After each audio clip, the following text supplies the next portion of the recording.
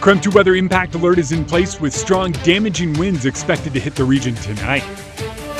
As high winds impact the area tonight, we are taking a look at how the city of Spokane is preparing for possible damages. A Washington Department of Licensing data breach has been impacting people in our region. Tonight, we talk with one person who says their life has been deeply impacted by the breach.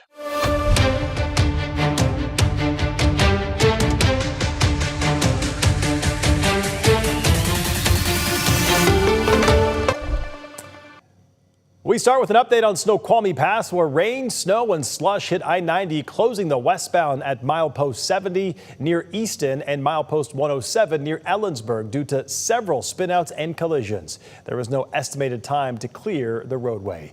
Good evening, and thank you for joining us for KREM 2 News at 5 tonight. I'm Mark Hanrahan. We start tonight in team coverage as the region is bracing for strong winds to hit the inland northwest in the next couple of hours. The National Weather Service issued a high wind warning for much of eastern Washington. We are talking gusts potentially as high as 70 miles per hour, meaning the possibility of downed trees and power lines. KREM 2's Regan Gallo is talking with local utility companies about how they're preparing. We start, though, outside with Chief Meteorologist Jeremy Legout joining us in the Outdoor Weather Center for more on the timing of the windstorm and when it all arrives. Jeremy? Mark, wind is already starting to pick up here, but in the next few hours, we're going to reach that realm where it is strong enough to cause damage. We have a couple of raindrops coming down out here on the back patio, and I'm starting to see the trees move. Remember, as the rain stops, the wind picks up. Up in the mountains, it's still snowing, and it is going to continue to snow as the wind continues to blow.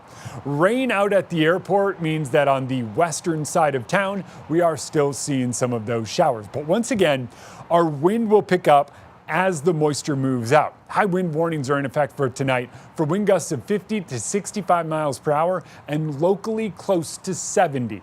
It is going to be another round of potentially historic wind.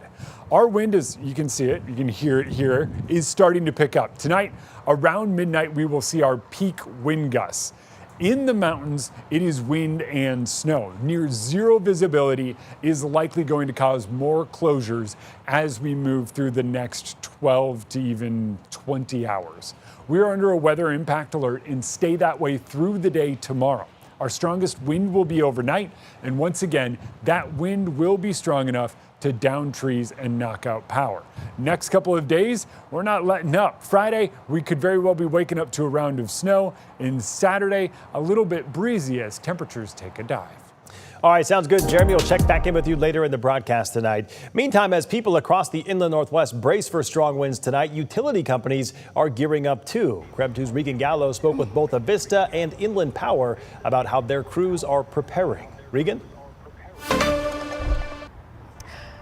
Well, Mark, I am in Spokane's South Hill, currently just off of Bernard and 22nd, where in that December windstorm, this area saw a lot of trees down. Just off to the side of me is where that site was, where a large tree fell down and blocked the road for quite some time. And I'm going to agree with Jeremy here. Since the 4 o'clock hour to now, it's colder out here as well as windier since my 4 o'clock live shot. But again, today, I did talk to those local utility companies, and they say they are prepared as soon as outages are recognized. Now, during that December 17th storm, Avista says up to 80,000 customers were impacted, while Inland Power reports about 18,000 customers were impacted. Both companies did respond quickly and are ready again to do the same tonight if outages happen. Now, Avista spokesperson David Valls told me customers can stay prepared by visiting myavista.com for a list of outage preparedness steps. Also, to have their outage preparedness kit on standby for customers. He also encourages to check on neighbors in the area, as well as if your power is restored, to turn on your outside light. That lets crews know that your power is back on. We have those significant winds coming from the southwest.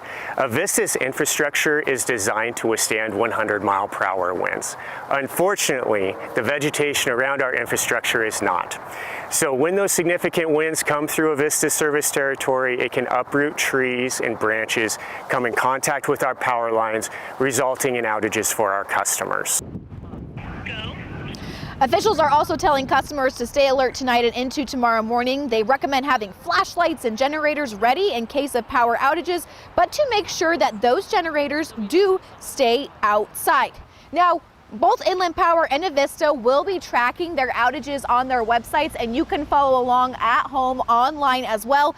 Avista says if you see a down tree or power line to contact them immediately. However, they say do not go near a down power line or drive over them for safety. For now, I'm reporting in Spokane on the South Hill, Regan Gallo, KREM 2 News. All right, Regan, thank you very much. And if you want to keep track of all of our weather coverage, just scan that QR code right there on your screen right now for our free KREM 2 Plus app. Just download for your TV and start streaming for free. All right, coming up after the break tonight, attacks in the Middle East threaten the transport of about 1/5 of the world's oil supply. The latest we know about the ongoing war. I swear at times it felt like I was playing whack-a-mole. And a bit later, we hear from a local woman who says she's been impacted by the alleged Department of Licensing data breach. What we know when we come back in 3 minutes.